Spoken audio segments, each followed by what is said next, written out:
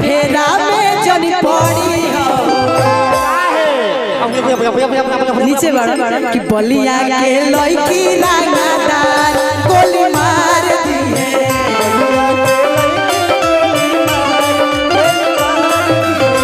बलिया के लड़की रंगदार गोली मार दिए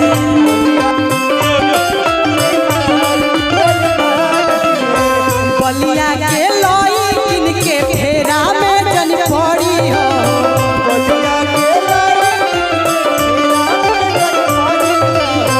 बलिया के लड़किन के फेरा में जनी पड़ी हो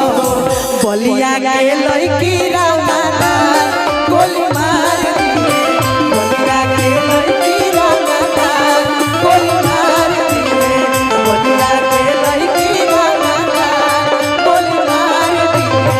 बलिया के लड़की रंगदार गोली मार दिए बलिया के लड़की रंगदार फेवरेट गाना बहुत पहले गावत रहनी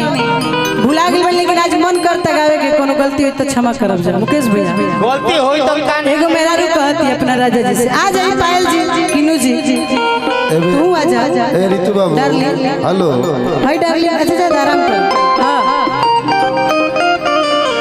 एगो मेरा रू कहती के राजा जी बोला धनिया बियाह करा के गावना करा के चार में छोड़ के जात नहीं ई ठीक काम नहीं की करते कैसे सुन लिए कि ठमरो बतिया हां भैया गाड़ी नंबर BR01FL0777 गाड़ी को साइड कीजिए। उस गाड़ी से आने जाने में परेशानियां हो रही है। एक बार गाड़ी नंबर सुन लीजिए BR01FL0777 गाड़ी को साइड किया जाए। जो भी उस गाड़ी के ड्राइवर साहब हैं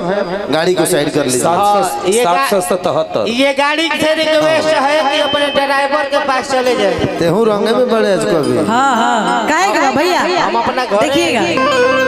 कि जाइब अरे नौकर पे अभी सेना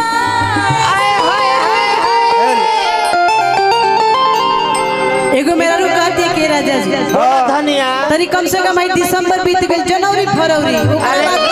मार्च अप्रैल में होली के बाद अब कहीं चल जाइबे राजा जी भादो में कहती मेरुआ कि जाइब